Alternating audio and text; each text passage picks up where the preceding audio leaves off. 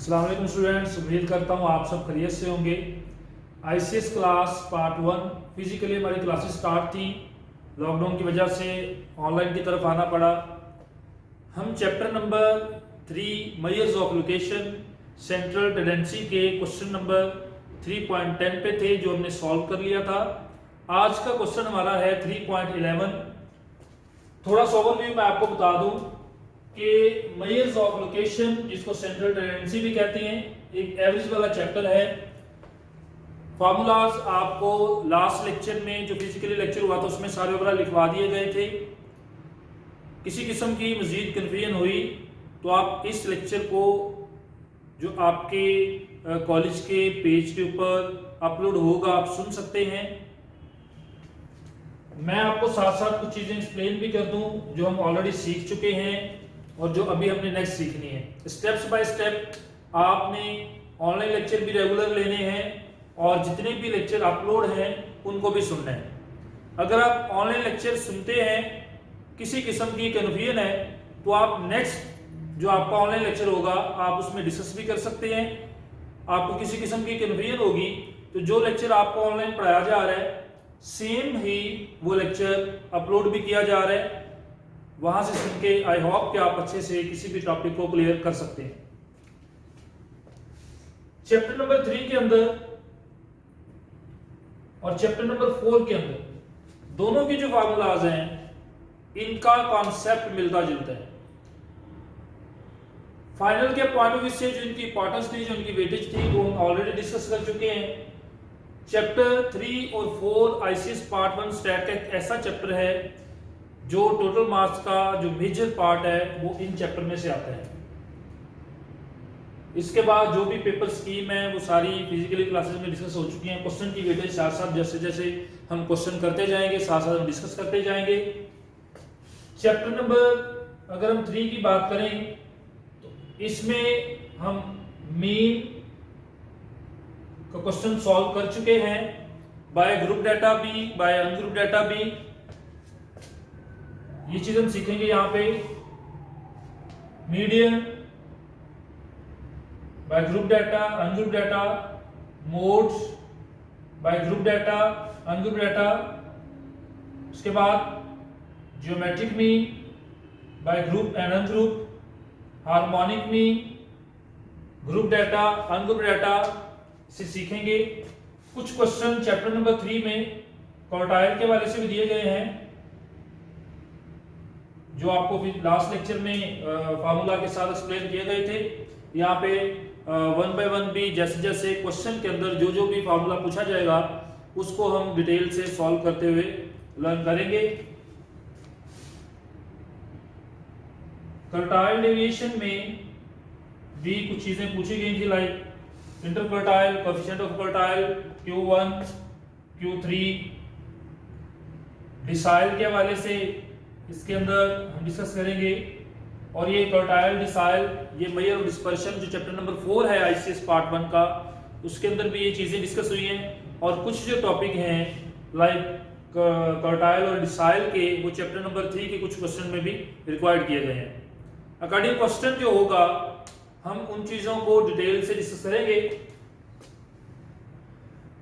इस point of view से अगर बात करें चैप्टर नंबर 3 क्वेश्चन नंबर 11 के अंदर जो रिक्वायरमेंट उसकी है, जो गिवन डाटा है, उसके मुताबिक हम क्वेश्चन की तरफ आते हैं।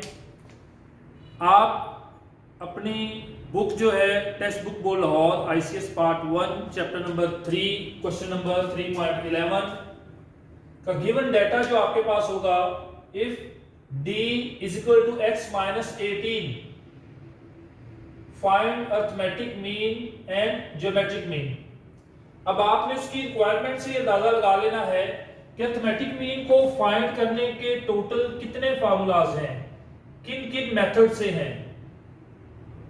अरिथमेटिक मीन को फाइंड करने के लिए टोटल 3 मेथड हैं, जिसमें एक डायरेक्ट मेथड था, एक इनडायरेक्ट मेथड था और एक आपके सामने स्टेप डेविएशन कोडिंग मेथड। इनके फार्मूलाज आपके पास रजिस्टर में मौजूद होंगे। ये जो क्वेश्चन का डाटा है ये बता रहा है कि मीन जो हम फाइंड करेंगे वो इनडायरेक्ट मेथड से फाइंड करेंगे, क्योंकि इनडायरेक्ट मेथड में ही डी को यूज किया जाता है और ए को यूज किया जाता है। तो इसको हम डिटेल से सबसे पहले आप ये देखेंगे कि अगर फार्मूला के अंदर डी की वैल्यू दी गई है तो it's mean arithmetic mean by indirect method. सबसे पहले आप क्वेश्चन सॉल्व करने से पहले माइंड में फार्मूला लेके आएंगे ताकि आपको एक डायरेक्शन का पता चल सके कि क्वेश्चन को सॉल्व किस सेंस में करना है और कौन सा फार्मूला लगाना है। जब आपने डेटा को यहां से रीड किया क्वेश्चन को तो डी वैल्यू दी गई है, तो डी वैल्यू के मुताबिक जो क्वेश्चन बनता है अर्थमेटिक मीन का वो इनडायरेक्ट मेथड। तो इनडायरेक्ट मेथड का फार्मूला देखें, x bar is equal to a plus summation f d over summation f. Question के अंदर जो डेटा है आप सबसे पहले वैल्यू देखेंगे कि a कहां पे एग्जिस्ट करता है। आपको पता है d is equal to x minus a, और क्वेश्चन के अंदर उसने आपको x माइनस 18, अगर आप फार्मूले की सीक्वेंस को देखें तो x माइनस 18 में जो 18 है क्वेश्चन में ये अज्यूम वैल्यू है जो कि उसने खुद ही बता दी है। नेक्स्ट आपके सामने होगा x को आपने फाइंड करना है। तो x कैसे फाइंड किया, x की वैल्यू आपने फाइंड करनी होगी। सबसे पहले आपकी फर्स्ट रिक्वायरमेंट जो है वो फाइंड अर्थमेटिक मीन। तो फर्स्टली हम अर्थमेटिक मीन को कैलकुलेट करते हैं। अर्थमेटिक मीन में आपको जो फर्स्ट वर्ड चाहिए x bar is equal to a, जो कि आपकी अज्यूम वैल्यू है 18, और प्लस आप करेंगे summation f d over summation F. अब जो रिक्वायरमेंट सबसे पहले है वो एफ डी चाहिए आपको, एफ ये गिवन है, डी ये गिवन है। अगर आप एफ और डी को आपस में मल्टीप्लाई करेंगे तो आपके पास एफ डी कैलकुलेट हो जाएगा। सिंपली इसको इससे कैलकुलेट करें, इसको इससे 4 को 18 से, 0 को 18 से, 4 को 22 से, 8 को 13 से, और इसी तरह नेक्स्ट आप कैलकुलेट करेंगे आपके पास आ जाएगा एफ डी। एंड पे जाके आपने इनको प्लस करना है। सबसे पहले हम क्या करेंगे, इनको टोटल करेंगे। आपके पास 12 मल्टीप्लाई 2 F2 आ जाएगा। साइन देखेंगे आप, D जो है वैल्यू वो -12 और जो फ्रीक्वेंसी है वो प्लस का 2। 12 मल्टीप्लाई 2 इज इक्वल टू 24। 8 को आप मल्टीप्लाई करेंगे 5 से, साइन माइनस का आएगा 40। फिर आप -4 मल्टीप्लाई 8 माइनस का 32। 18 को 0 से मल्टीप्लाई करेंगे, 0 वैल्यू आ जाएगी। 4 को आप 22 से मल्टीप्लाई करेंगे तो आपके पास आएगा 88। फिर आप 8 को 13 से मल्टीप्लाई करेंगे तो आपके पास आएगा 104। 12 को आप 8 से मल्टीप्लाई करेंगे तो आपके पास जो वैल्यू आएगी, कैलकुलेटर का इस्तेमाल करना है आपने ज्यादातर ताकि किसी किस्म की आपसे मिस्टेक ना हो। एक डिजिट के गलत लिखने की वजह से आपका पूरा क्वेश्चन गलत हो सकता है। तो 12 को आप 8 से मल्टीप्लाई करेंगे, आपके पास जो वैल्यू आएगी 96। देन आप 16 को 4 से मल्टीप्लाई करेंगे, 16 मल्टीप्लाई 4 64। ये आपके पास जो रिक्वायरमेंट थी अकॉर्डिंग एफ डी, ए आपके पास क्वेश्चन में मौजूद है, एफ डी हमने फाइंड किया। अब इस सबको प्लस करेंगे, जो प्लस वाली वैल्यूज होंगी फर्स्टली आप उनको प्लस कर लें और जो माइनस वाली वैल्यू है उनको इनमें से आप माइनस कर देंगे। जो आंसर आएगा वो आपका समेशन एफ डी होगा। उसके बाद आपको क्या चाहिए होगा, समेशन एफ। फ्रीक्वेंसी आपके पास ये है, आप इसको प्लस कर लेंगे तो आपके पास आ जाएगा समेशन एफ। कैलकुलेट करें।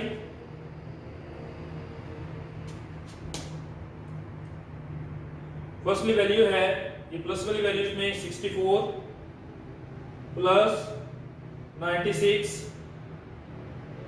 प्लस 104 प्लस 88 प्लस ये आपके पास टोटल जो वैल्यू आ गई 64, 96, 104, 88, 352। इसमें से माइनस कर देंगे आप 32,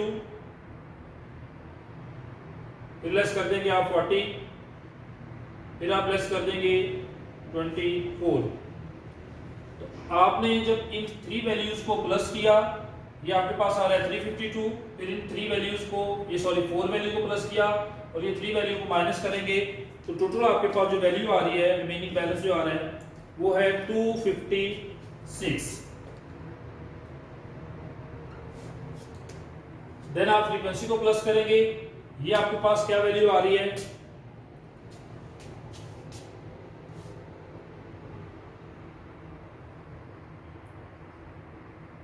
2 और 5 7, 7 और 8 15, 15 प्लस कर देंगे 18, 18 प्लस 22, 22 प्लस 13, 13 प्लस 8 और प्लस 4, ये आपके पास वैल्यू आ गई 80।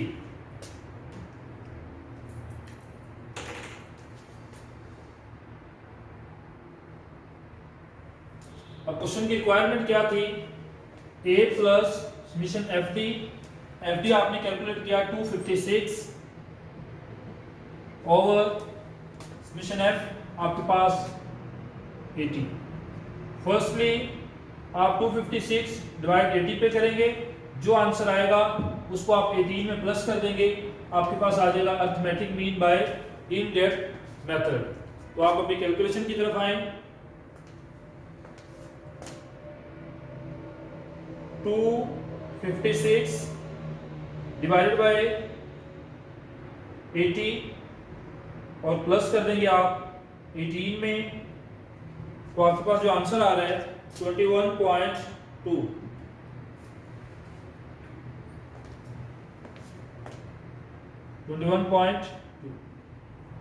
ये कैलकुलेट हो गया जी arithmetic mean.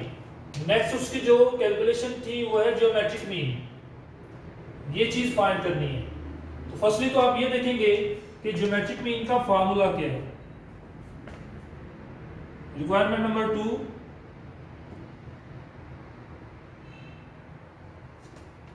GM is equal to antelope multiply summation F log X over summation F। ये चीज आपके सामने है।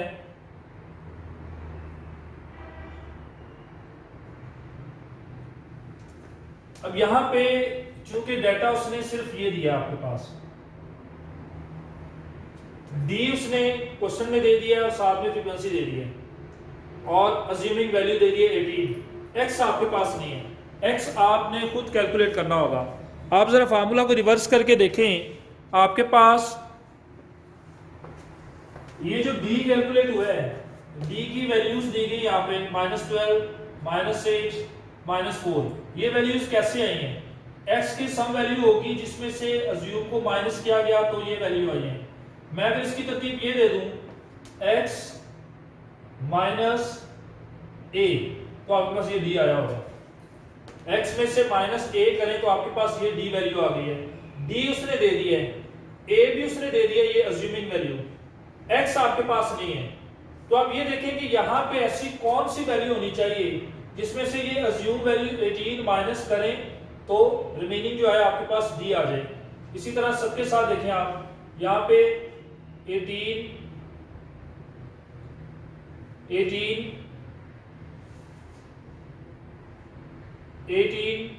फिर 18 और 18। अब ए वैल्यू हम अगर माइनस करेंगे तो आपके पास डी आंसर आने चाहिए, क्योंकि डी फार्मूला जो आपको बताया गया था according statistics, d is equal to x minus a. अब डी का आंसर भी क्वेश्चन में गिवन है और ए जो है वो उसने रिक्वायरमेंट के अंदर ही दे दिया है, एक्स आपके पास नहीं है, तो एक्स आप खुद कैलकुलेट करेंगे। अब यहाँ पे ऐसी कौन सी वैल्यू लिखी जाए जिसमें से 18 माइनस किया जाए और आंसर जो आपके पास आए वो माइनस का 12 आए। अगर मैं यहाँ पे 6 लिख दूं तो 6 में से माइनस 18 होगा तो आपके पास आंसर माइनस 18 आएगा। और यहाँ पे अगर मैं आपके पास वैल्यू लिख दूं प्लस का 10 और 10 में से अगर 18 माइनस करें तो आपके पास माइनस का 8 आ जाएगा। तो इस तरह आप सारी कैलकुलेशन करते जाएंगे तो आपके पास x, इस तरह आपके पास सारी वैल्यू जो है वो d की कैलकुलेट हो जाएंगी, d से x की वैल्यू कैलकुलेट हो जाएगी। अब देखें, अब यहाँ पे ऐसी कौन सी वैल्यू लिखी जाए आपके पास माइनस का 4 आ जाए, तो 14 माइनस 18 जो बैलेंस बचेगा आपके पास माइनस का 4।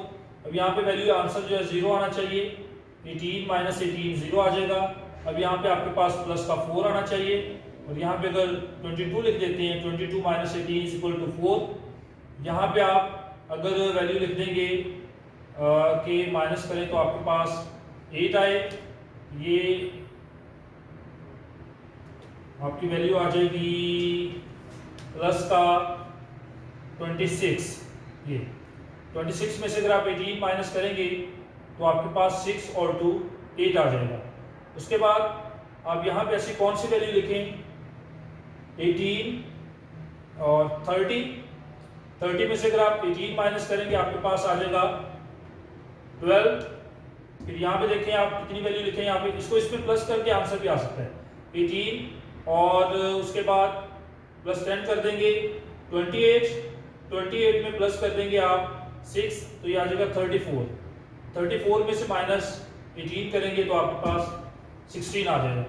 अब ये वो आंसर थे जो डी उसने खुद ही दे दिया आंसर और अज्यूम की वैल्यू उसने 18 बता दी थी, एक्स आपने कैलकुलेट करना था।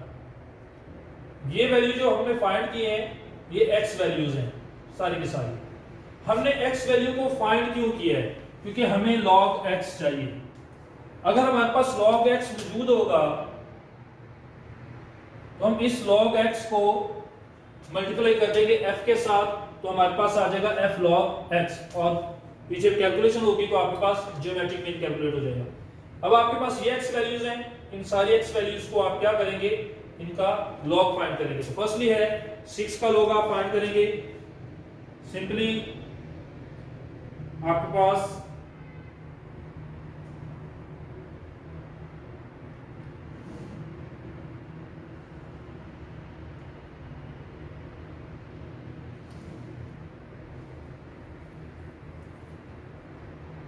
log 6 ये आ गया 0.778,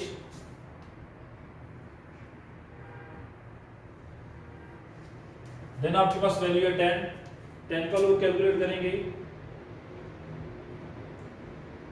log 10 है 1। फिर आप 14 का log कैलकुलेट करेंगे, 14 का log है 1.146। कोशिश करें कि जब भी आप log फाइंड कर रहे हैं पॉइंट के बाद जो वैल्यूज आ रही हैं वो मिनिमम 4 वैल्यू तक लिख दिया करें और लास्ट वाले डिजिट को आप राउंड अप करके कर सकते हैं अगर मोर देन 0.5 हो तो। नेक्स्ट आपके पास log फाइंड करने के लिए है 18 1 8 और log आपके पास आ रहा है जी 1.2552।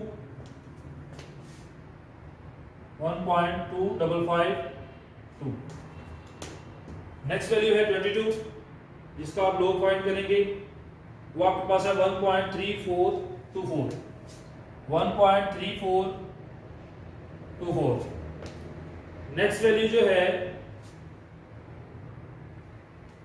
log 26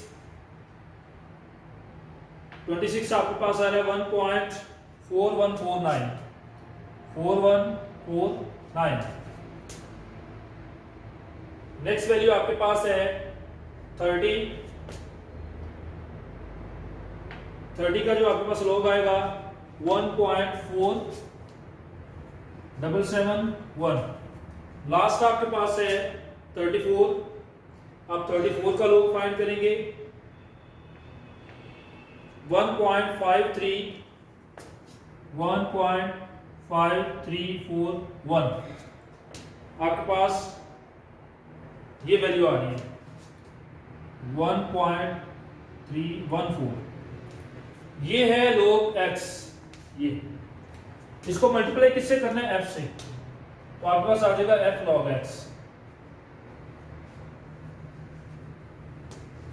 x की वैल्यू f की वैल्यू। अब इस f को इस x के साथ आपने मल्टीप्लाई कर देना सबको। इस सीक्वेंस का खास ख्याल रखना है आपने, किसने किसके साथ मल्टीप्लाई होना है।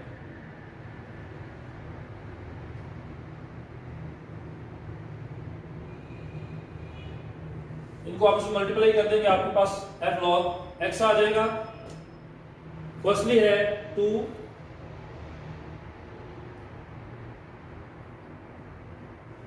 मल्टीप्लाई 1.778, 2 मल्टीप्लाई 1.778, आपके पास आंसर आ रहा है 3.556। 3.556। नेक्स्ट आपने मल्टीप्लाई करना है 5 को 1 के साथ, तो आपके पास आ जाएगा 515। फिर आप मल्टीप्लाई करेंगे 8 को 1.146 के साथ, 8 मल्टीप्लाई 1.146, 1.146, आंसर आया 9.168। 9.168। नेक्स्ट आप मल्टीप्लाई करेंगे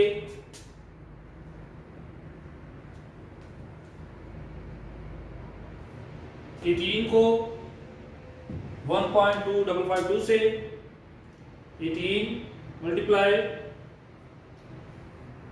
1.2552 से, तो आपके पास आ रहा है 22.5936।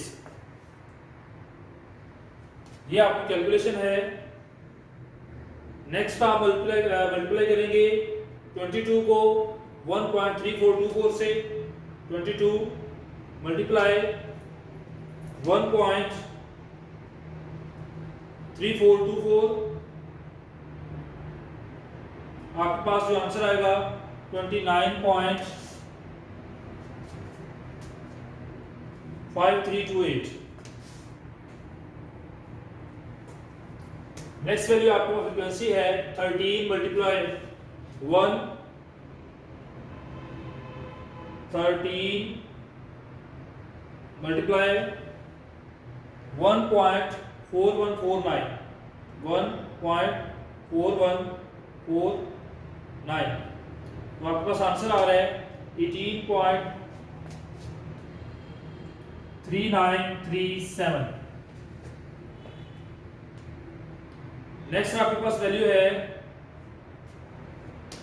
8 मल्टीप्लाई 8,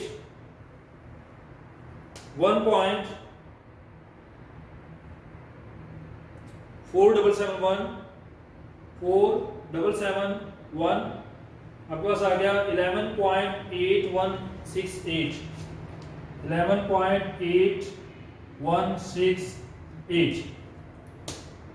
लास्ट वन है 4 मल्टीप्लाई 1.5314, 5314, 6.1256, 6.1256। ये आपके पास आ गया f log x। अब आप इनको प्लस कर लेंगे तो आपके पास क्या आएगा answer f log x।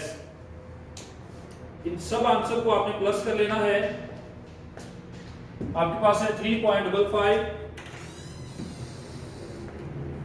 Firstly value है 3.556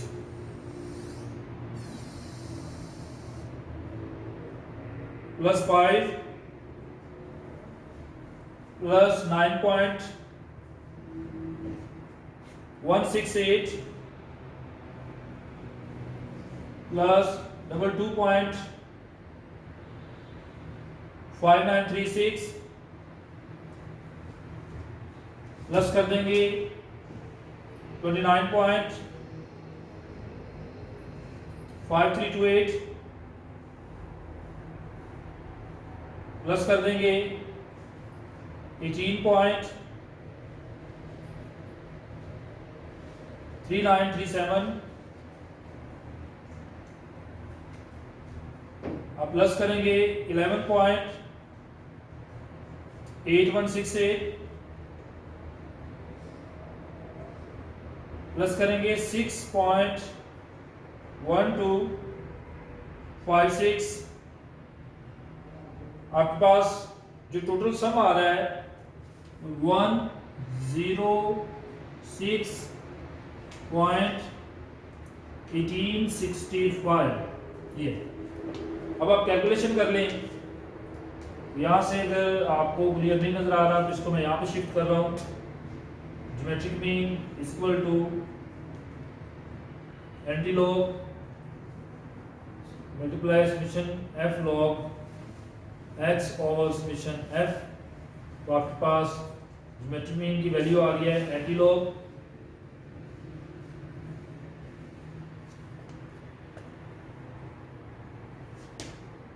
ये आपके पास f log x है 106.1865 ओवर फ्रीक्वेंसी आपके पास ऑलरेडी गिवन है 80।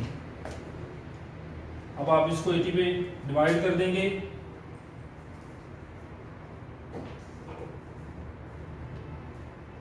आपके पास जो आंसर आ रहा है geometric mean equal to antilog multiply 1.3273। अब आपने क्या करना है, इसका एंटीलॉग लेना है। Shift log multiply answer. अगर आप शिफ्ट को लॉग करेंगे और मल्टीप्लाई आंसर करें, मल्टीप्लाई जो आपके पास आंसर दिया गया है, तो बेटा आप लोगों ने करना ये है कि एंटीलॉग लेंगे। कैलकुलेटर के ऊपर आपने जाना है। कैलकुलेटर के ऊपर आपने जाके, ये मैं यहाँ पे आपको एक्सप्लेन कर रहा हूँ। कैलकुलेटर में आपने शिफ्ट के बाद लॉग के बाद ये जो आपकी वैल्यू होगी, आपने शिफ्ट प्रेस करना है, शिफ्ट के बाद लॉग को प्रेस करना है, लॉग के बाद आपकी ये जो वैल्यू है इसको प्रेस करेंगे तो आपके पास ज्योमेट्रिक मीन आएगा 21.2471। मोस्ट इंपॉर्टेंट क्वेश्चन है इस चैप्टर का। हमने जो रिक्वायरमेंट दी गई थी क्वेश्चन में 3.11 में 3.11 क्वेश्चन देखने के बाद आपने रिक्वायरमेंट देखनी है। उसकी फर्स्ट रिक्वायरमेंट जो थी arithmetic mean x bar equal to a plus summation fd over summation f। d कैसे कैलकुलेट किया गया, ये इसमें क्वेश्चन के अंदर दिया हुआ था। f भी क्वेश्चन के अंदर गिवन था। d और f को मल्टीप्लाई किया, fd आ गया। फिर इस fd को आपने प्लस किया, आपके पास ये वैल्यू आ गई। फिर फ्रीक्वेंसी थी वो प्लस की, ये वैल्यू आ गई। क्वेश्चन के अंदर अज्यूम गिवन था, आपने डिवाइड करके प्लस कर दिया, ये आंसर आ गया 21.2। फिर हमने ज्योमेट्रिक मीन कैलकुलेट किया। ज्योमेट्रिक मीन का फार्मूला आपके सामने है, antilog summation f log x over summation f। फिर एंटीलॉग मैंने यहाँ पे शिफ्ट कर दिया फार्मूले को। आपने जो f log x कैलकुलेट किया, इसकी पूरी कैलकुलेशन कहाँ से आई? फर्स्टली आपने इसी d में से x की वैल्यू फाइंड की, फिर उस x वैल्यू का आपने log x लिया, log x कैलकुलेट करने के बाद इसी log x को f से मल्टीप्लाई किया तो f log x आ गया, फिर f log x को प्लस किया आपने, ये लिख दिया यहाँ पे। इसका हमने क्या लेना था, एंटीलॉग। एंटीलॉग जो आपके पास आया है shift press log plus press करने की वैल्यू, तो आपके पास ये आंसर आ गया। पॉइंट से पहले वैल्यूज आपकी सेम है, पॉइंट के बाद थोड़ा बहुत चेंज भी आ जाए तो खैर है, अदरवाइज सेम ही है, क्योंकि यहाँ पे मैंने सारी वैल्यूज लिख दी हैं और यहाँ पे सारी वैल्यूज नहीं लिखी थी। ये आप लिख सकते हैं पॉइंट के बाद 3 से 4 वैल्यूज 21.2471 21.2 समथिंग, दोनों के आंसर सेम है। क्लियर हो गया। अगर थोड़ा बहुत माइनस सा चेंज भी आ जाए तो कोई परेशान होने की जरूरत नहीं है।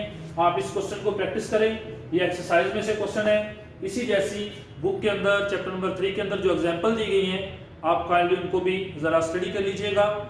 ओके, चलो हाफिज़।